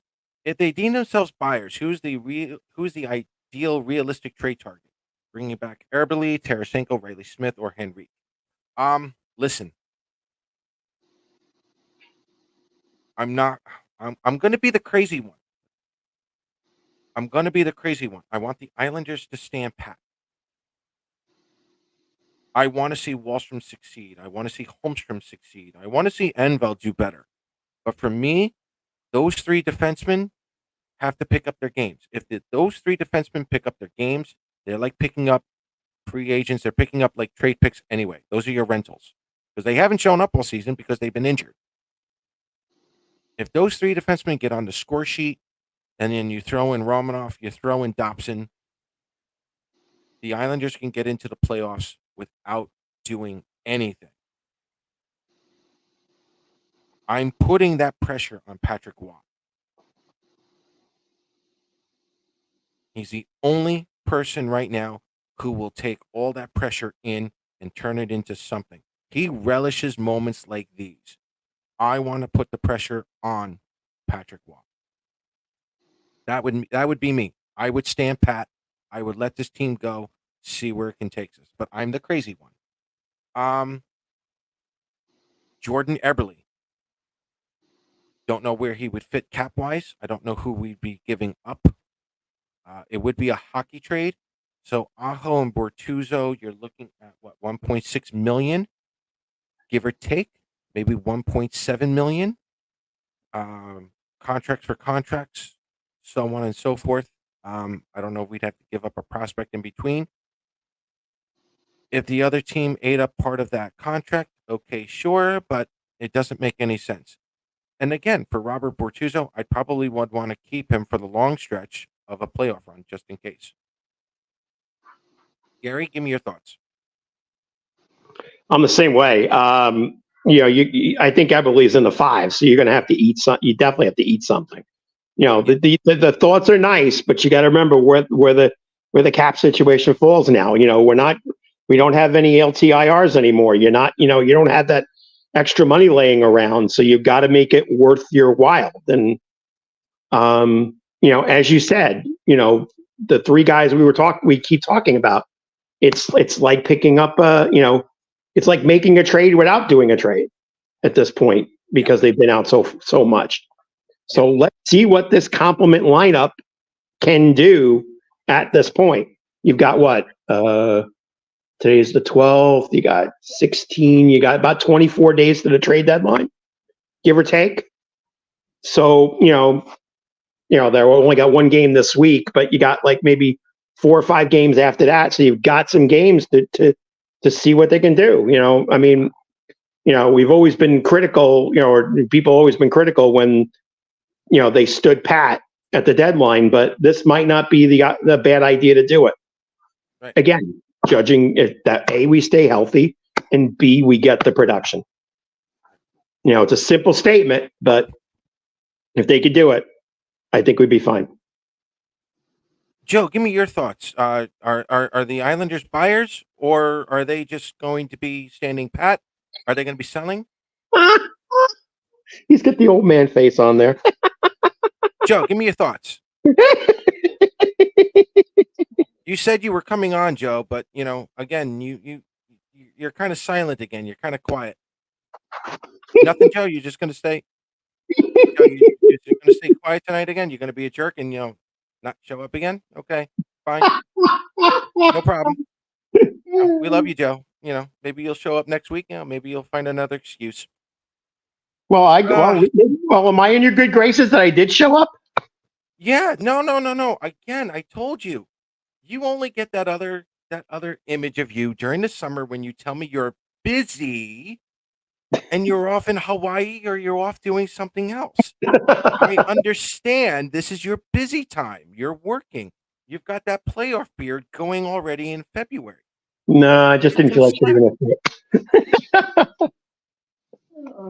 Yeah, well, at least I'm staying home tomorrow because definitely with the snow coming, I assume you guys are getting a lot too, right? I am getting close to 15 inches of heavy wet snow. Oh, lucky you. Yeah.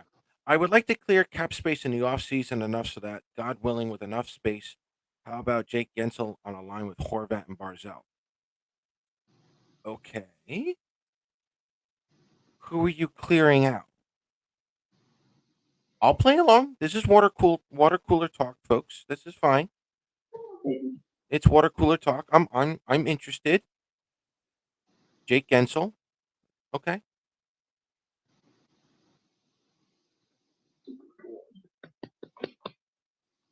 Why does Hutton ever get a shot with the big clubs? Sallow. Mark, I'm not going to lie. I think with Grant Hutton, I think he was a victim of Lane Lambert. I think Grant Hutton would absolutely fit very well in Patrick Roy's system, being a very steady, not making a lot of noise defenseman. You know what I mean? Just playing a very safe game. I think he would get a longer call up than I think with Lane Lambert's system. I think Hutton was a little bit more of a victim of that system. As for Robin Salo, look, for me, Robin Salo has finally shown signs this year of really playing like a pro. I don't know if he had a lot of injuries last season. but his numbers were not great. I still think he can be better. Robin Salo, for me, is that defenseman who should be able to dominate the American Hockey League at this point, and he hasn't. Could I use Robin Salo in the playoffs? Sure, I'd bring him up. I'd be all right with that. Grant Hunton's another one. I wouldn't mind bringing up a couple of the Bridgeport kids up for practices, bare minimum, during the playoffs. Black Aces. That's an awfully big task to asking a lot of these players to play in these playoff games. I don't know if they would be ready, but I'd be all for it.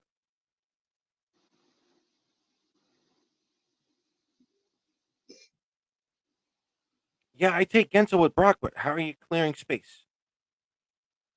How are See, you that's guys the clearing problem. space? You could say these names all you want, but you gotta, you can't just add money. Yeah. Draft or goalie or two this summer. Well, listen, folks, I always cover the draft, and before I do the draft, I go into great detail. I go into Worcester. I go into Bridgeport. I go into all the junior teams. I cover Europe, all the Islander prospects. Henrik Tikkanen right now is definitely turning some heads in Bridgeport. He's putting up some really decent numbers in a small sample size. He's Anders Nielsen for those of you who remember him. Bigger and bigger.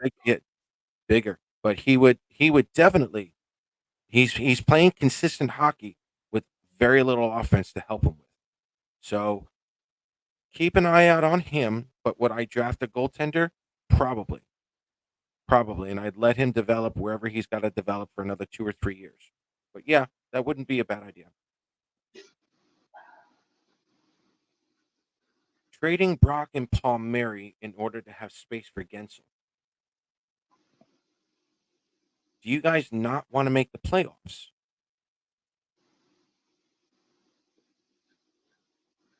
Like, I'm not making fun of anyone here. If you want to trade Brock Nelson and Kyle Palmieri, you're telling me right now that you don't want to make the playoffs. That's fine. That's cool. But it's not something the Islanders can do. They can't. They financially can't.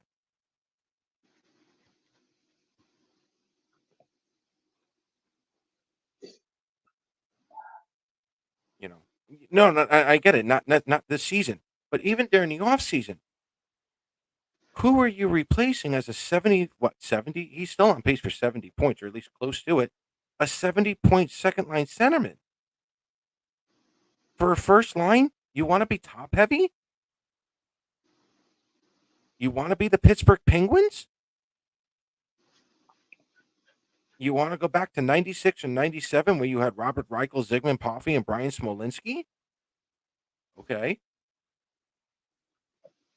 Granted, we've got a better defense and goaltending to go along with it, but a top line by itself isn't going to get you first in the playoffs. Just keep looking back at your cup winners. Look back at the guys that have won championships. They've got 4 lines working. Yeah. Look at Vegas when they finally got healthy. They have 4 lines working. Adding Gensel, unless they trade away Peugeot, which is with the emergency of McLean, can be accomplished. Fair enough. You can add Cal and Martin money off, which they already have, right? Problem is they need that money for adoption extension, so they can't afford them. Not just Dobson, but it's also Romanov. All true. The problem with making a lot of these water cooler things is you're talking about something here, but in order to get something here, you got to do something over here, and that may not be this year. It could be next year or 2 years down the road. So just saying a blanket statement, and I'm guilty of it too. I'm definitely guilty of it. But you have to think about that when you make those statements. You got to look at not just that, but 2 other things around it. Because you can't just say, I need to trade this guy, But what are you going to do here? If you don't have the money here, what are you going to do here? What are you going to do here next year or 2 years down the road? So one thing counteracts everything else. Yep. Yeah. And again, I get the idea of trading Brock Nelson because his value is really high right now. I get that. But the Islanders have to make the playoffs. They can't lose players like that. Now, look, if Brock only has a 45-point season next year, okay, you can make a move. You can still get something for him. But, Lou's going to go to Brock first and be like, do you really want to get traded? He's probably going to say no. Okay. The only way Lou really makes a trade is if a player wants to leave or he just really doesn't fit the system. Brock fits the system, and I don't think Brock wants to leave. I couldn't see Lou just up and trading. No. Do I still like Gauthier? Yes. Listen, I've said this before. Gauthier is the product of Cal Clutterbuck remaining healthy all season long. Yeah. Cal Clutterbuck staying healthy for this long has been a godsend as far as I'm concerned. Gauthier's just been a victim of those numbers. I think Gauthier could be on the team next year, unless he really doesn't want to play for Patrick, and then I would imagine he'll get traded as part of a package. Who knows? Whatever. But as far as I'm concerned, I think it's just because Clutterbuck's been healthy all season long. Varlamov and Lee have to move. We'll get into Anders Lee at another time. Let's see how the Islanders and Lee finish off the season first, and we'll go from there. There was a rumor about Ishakov signing in Russia next year. His agent bluffing. Probably not. Listen, I've said this before. If Ruslan Ishakov cannot make it into the NHL, he would be KHL bound. His game is similar to a KHL game. I think Ishakov would do very well there. Having said that, and this kind of pertains to Lee as well. Would I be surprised if Ishakov was a 13th forward for the Islanders next year? Could I see him and McLean being the extra forwards next season for the Islanders? Something sort of a Hudson Fasching, Julien Gauthier type of dynamic. You have younger players who are ready to play, and they're ready to play when those veterans are now injured, just like you have Samuel Bolduc as your seventh defenseman. I could also see that. So the question is going to come down to, is Ishakov's goal to become an NHL player, or is he looking for the money at this point? If you're looking for the money, you definitely go to the KHL. What are you? I'm down Okay. 10%. Now, if he wants the NHL, could I see him as an extra forward? Sure. Could I see Ishakov getting traded to Chicago during the draft? Absolutely. The Islanders still have his rights. So it's really up to Ishakov. But would I be shocked if he went to the KHL next season? No, I wouldn't.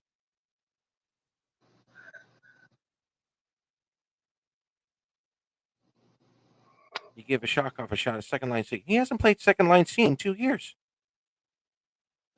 He hasn't played second line center in 2 years. He's been on the left wing side. He's been playing left wing this whole side. And if anyone's going to correct me on Bridgeport, it's going to be Brush. He knows he's been playing left wing. Oh, but don't give him any time. Oh, God, no, I'll never hear the end of it. Make Barzell the captain. Yes. Yes, but you know who I really think might be a better captain? Noah Dobson. No, not Horvat. Noah Dobson. He heard you. Yeah, not Horvat. Let Horvat and Barzell be those vocal leaders like they are. But you got that quiet leader in Noah Dobson who has the ability to get you those game-winning points and let him lead by example.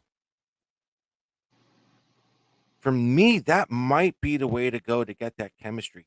Granted, it probably would go to Matthew Barzell, I'm not going to disagree with that, but Noah Dobson makes a lot of sense for me. He's that Of quiet. course, this weekend for my anniversary on Wednesday, I bought Claire a Dobson jersey, and now the first thing out of her mouth when you said this, now you have to go out and buy me a C. Yeah.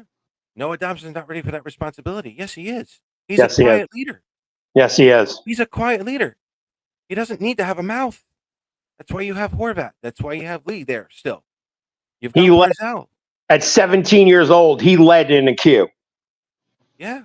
Believe He me. was Yes, captain. it took him a while with the NHL, but believe me, at 17, he was a leader on the ice for that team that won the Memorial Cup in the queue. Yeah. And you don't see that often at 17. No. Seniority? Look, if we're going seniority, Casey Zizekas is your captain. Yeah. Sorry. Casey Zizekas is here for another 3 seasons. Casey Zizekas is your captain.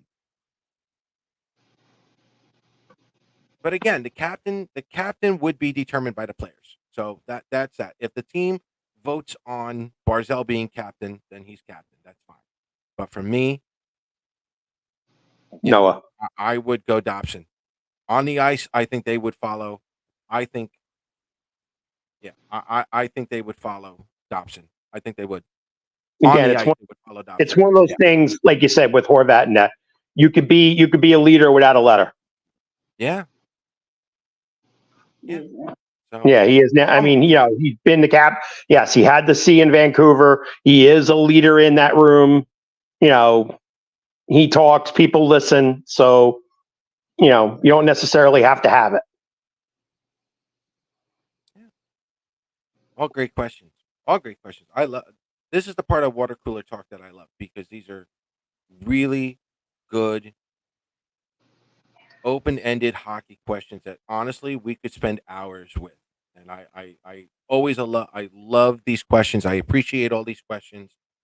But for the love of the hockey gods, it's now 10. It's 7 past 10. It's past all of our bedtimes. Yes. It's time to go. Listen, we're not going to do a show on Wednesday. It's Valentine's Day. It's Gary's anniversary. Happy anniversary to Gary and Claire. God love. Oh,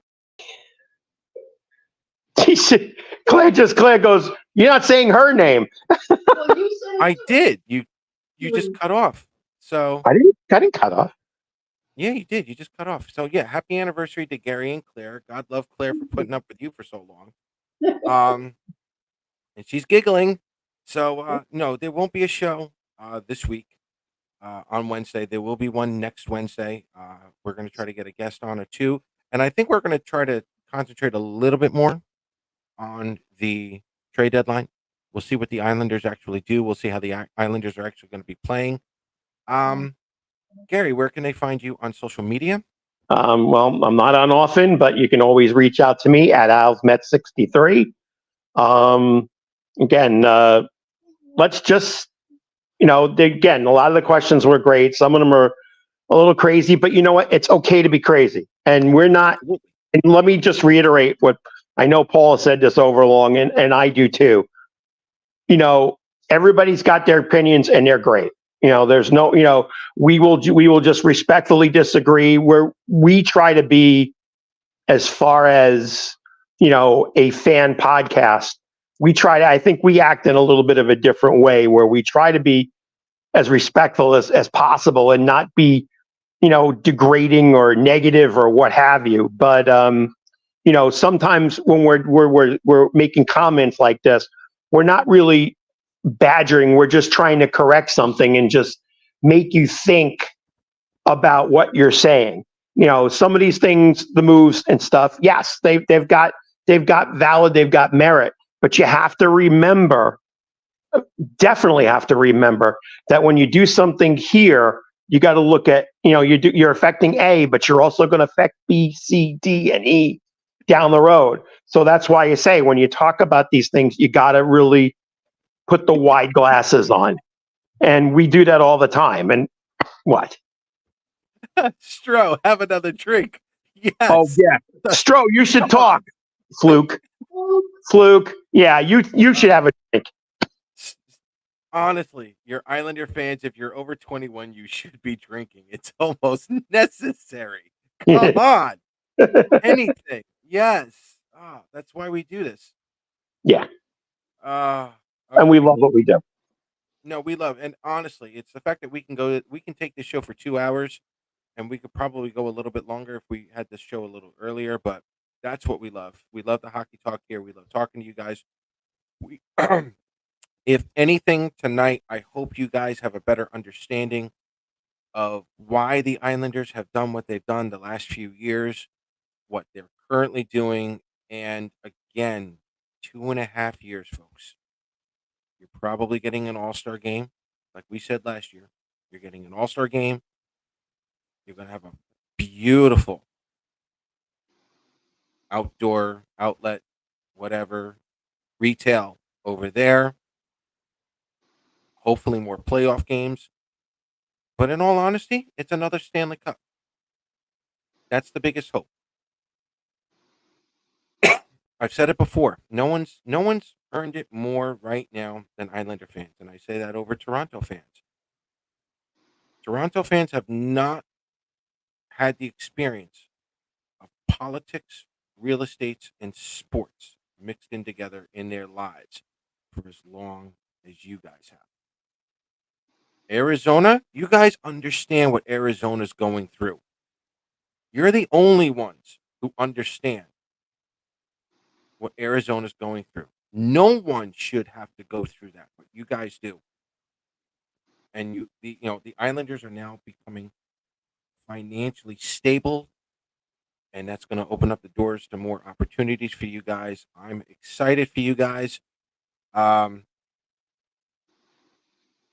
listen, it there's still 30 games left in the season. Take mediocrity for one more year. Expect more next year. And the way this Metro is come playoff time, you never know.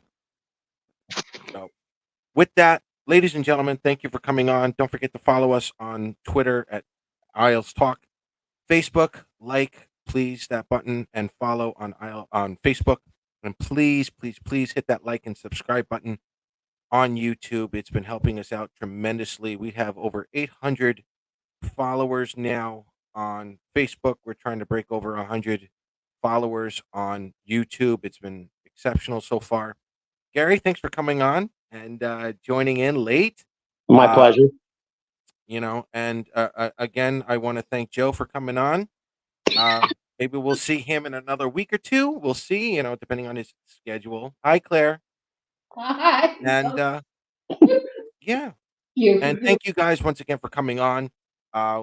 Again, not this Wednesday, next Wednesday. Happy Valentine's Day for all of you who are involved in that. And we will see you next week.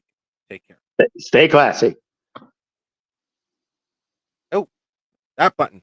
Wrong button. Not another button of Joe. That's not going to work.